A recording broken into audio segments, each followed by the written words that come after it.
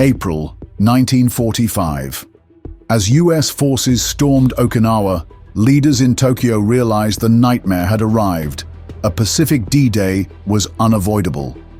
After Okinawa, an American invasion would be within 37 miles of Japan's mainland. Yet, unlike Nazi Germany, Japan was prepared for this moment. It had embraced death. A general stepped forward and dropped a folder on the table. Inside, Operation Ketsu-Go, a plan so unimaginably savage that its objective was nearly impossible. America, turning back so close to victory. Thousands of kamikaze were being primed for launch. Every civilian aircraft, every fishing boat, every last merchant ship converted into a flying or floating bomb. Their mission: sink troop transports, slaughter the invaders before they touch land.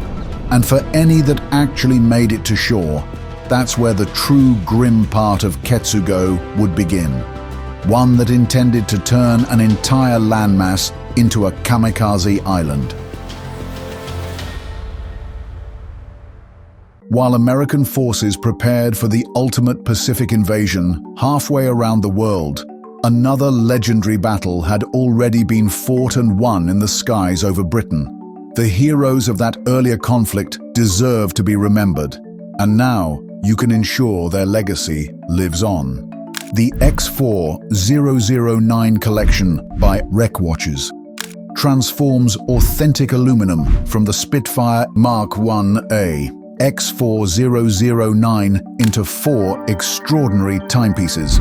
This wasn't just any fighter aircraft, it was piloted by Australian ace Patterson Clarence Hughes, who achieved 17 aerial victories during the Battle of Britain before being shot down on September 7, 1940. Today, the Hunter Fighter Collection in Australia is undertaking one of the world's most significant Spitfire restorations, bringing X4009 back to its original glory. The aluminum unfit for restoration has been reforged into the distinctive 6 o'clock subdial of each X4009 watch, creating timepieces with unique patina. No two are identical. These Swiss-made watches honor World War II pilot heritage with design cues from the legendary Dirty Dozen timepieces, featuring bold Arabic numerals and aircraft-inspired details. More than exceptional craftsmanship, each X4009 purchase directly supports the restoration effort, making you part of bringing this historic fighter back to life. This strictly limited collection will never be reproduced, so visit www.recwatches.com today to pre-order your piece of aviation history. And you can use my coupon WW2TV to get an extra 10% off. A firm salute to Recwatches for sponsoring today's video. On June 18, 1945, President Harry Truman sat across from his Joint Chiefs, studying casualty projections that would determine the fate of nearly 1 million American soldiers. Operation Olympic, the invasion of Kyushu, demanded a decision, but the numbers told different stories depending on who presented them. General George Marshall, Army Chief of Staff, opened with reassuring figures. He cited the Leyte campaign in the Philippines, where MacArthur's forces had taken 31,000 casualties in brutal fighting. For Kyushu, Marshall suggested, the first 30 days might see similar losses. It was a careful choice of comparison. Leyte had been costly, but victorious. Marshall avoided mentioning Okinawa. That battle had just ended with 50,000 American casualties, a 35% loss rate that stunned military planners. The Japanese had revealed a terrifying new defensive doctrine. No banzai charges, no wasted heroics. Instead, interconnected cave systems, predetermined shooting and artillery fields, and a civilian population ready to sacrifice itself for the emperor. Admiral William Leahy, Truman's chief military advisor, did the calculation Marshall wouldn't. If Okinawa's percentage held for the 766,700 men allocated to Olympic, America would suffer 270,000 casualties, more than all US combat losses in Europe. What Truman didn't know was that Marshall was actively suppressing worse estimates. MacArthur's own staff had cabled a projection of 105,000 casualties within just 60 days. When Marshall received it, he immediately contacted MacArthur, reminding him of the president's deep concerns about casualty figures. MacArthur understood. His revised estimate came back dramatically reduced. The meeting continued with Marshall and Admiral Ernest King pushing for approval. The Kyushu invasion was essential, they argued, for establishing airfields and tightening the blockade. Secretary of War Henry Stimson supported the operation while suggesting diplomatic overtures to Japan's peace faction. Only Leahy openly challenged the invasion's necessity, arguing that Japan was already defeated and that unconditional surrender wasn't worth hundreds of thousands of American lives. The president disregarded his critique. America would have total victory. Truman approved Operation Olympic, scheduled for November 1st, 1945.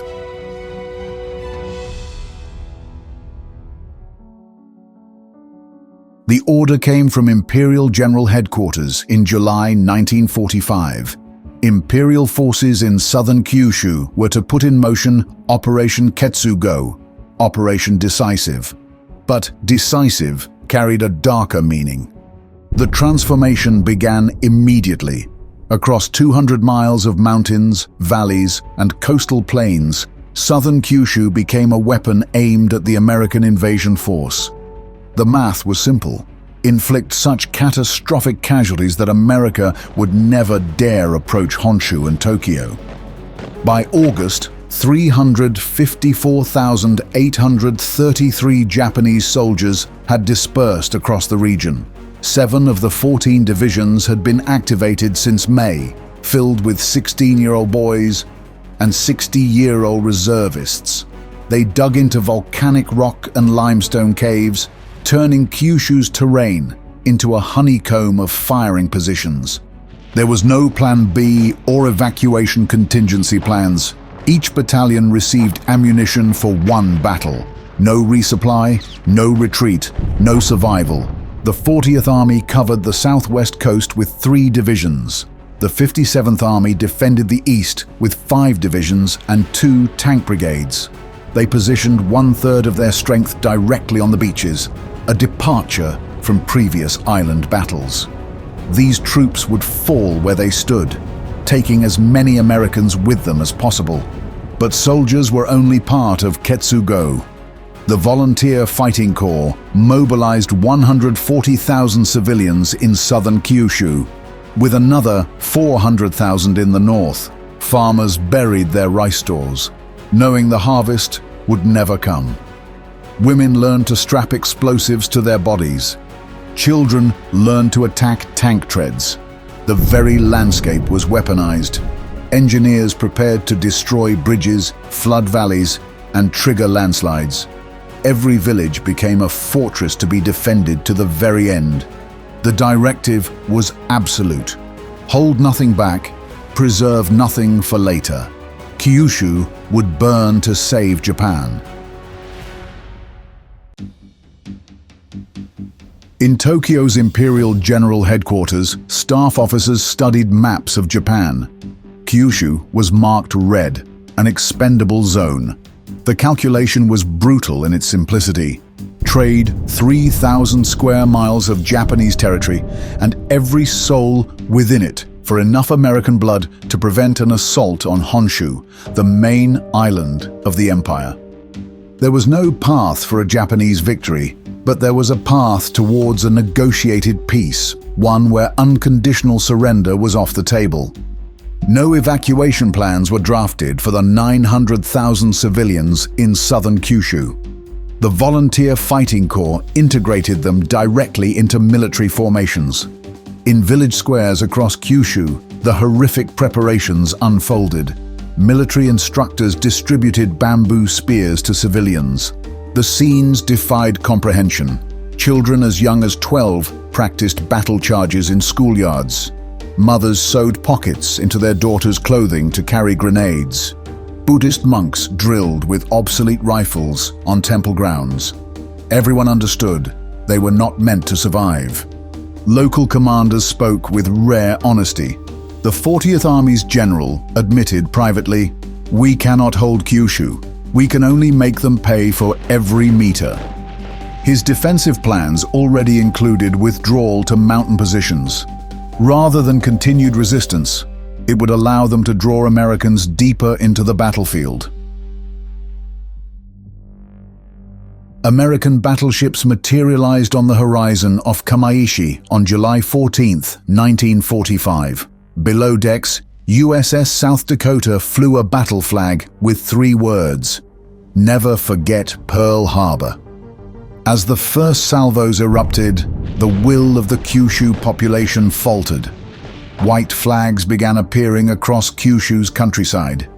Many fled north, but this was not the invasion. Admiral William Halsey's Third Fleet had come to provoke Japan into revealing its air strength. The Americans expected swarms of kamikazes, giving them a chance to destroy Japanese air power before the invasion. But as 16-inch shells turned Kamaishi's ironworks into twisted metal, the skies remained empty. In bunkers across Japan, commanders watched their cities burn and did nothing. The order from Tokyo was absolute. Not one aircraft was to be wasted on these provocations. Every plane, every pilot, every drop of fuel was reserved for Kyushu. The bombardments escalated. Muroran received 860 massive shells. Hitachi vanished under radar-guided fire. Japan endured the humiliation. In southern Kyushu, hundreds of aircraft lay hidden, pilots studying invasion fleet formations, waiting. By early August, Halsey, growing cocky, broadcast Kamaishi's second destruction live to American radio audiences. He boasted, "We're playing in his front yard." Then the unthinkable happened. A B-29 dropped a bomb unlike anything ever seen on Hiroshima, and 3 days later, another vaporized Nagasaki. The invasion became moot. In Tokyo, Emperor Hirohito understood what even his generals could not deny. The Americans didn't need to invade. They could simply erase Japanese cities one by one from the air. On August 15th, Japan announced its surrender. Operation Olympic was cancelled. Ketsu-Go dissolved. The 354,833 soldiers dug into Kyushu's hills, emerged blinking into daylight. The hidden kamikazes would never launch. The bamboo spears were laid down. The final, terrifying calculus of the Pacific War was built on a paradox. In the summer of 1945, American leaders stared at 2 competing and equally grim portraits of their enemy, Japan. On one hand, intelligence painted a picture of a nation on its knees. Japan's industries were in ruins, its once mighty navy and air force crippled by a catastrophic lack of fuel. The Imperial Army was a shadow of its former self, its ranks filled with teenage conscripts and elderly reservists. Post-war investigations would confirm the desperation, revealing divisions short on rifles, machine guns, and even bayonets, with many units preparing to fight with bamboo spears. Yet, simultaneously, America's most secret intelligence revealed a nation transforming itself into a fortress of flesh and blood. Top-secret code-breaking, known as Ultra, showed that the Japanese High Command had correctly anticipated the invasion beaches on southern Kyushu. In response, they were orchestrating a staggering buildup of forces. An expected defense of 6 divisions had exploded to 14. Over 600,000 soldiers were digging into caves and tunnels, turning the invasion zone into the most heavily defended bastion in the empire. For American planners, these two realities combined into a singular nightmare. The brutal lessons of Iwo Jima and Okinawa had proven that a materially weak enemy could still inflict unimaginable casualties through fanatical fortified defense. Now they faced that same determination, but this time it was backed by an unexpected and overwhelming concentration of manpower. The planned invasion, Operation Olympic, was no longer a strike against a hollowed-out empire. It was a direct assault on the heart of its defenses. The decision to use the atomic bomb was seen as the only path to avert a slaughter that, based on the terrifying intelligence laid before the men who had to make the choice, looked tragically and undeniably real. Their X4009 collection lets you wear authentic Spitfire aluminum while supporting historic aircraft restoration. Visit www.wreckwatches.com to claim your piece of Battle of Britain history, and don't forget to use my coupon code WW2TV before this limited edition is gone forever.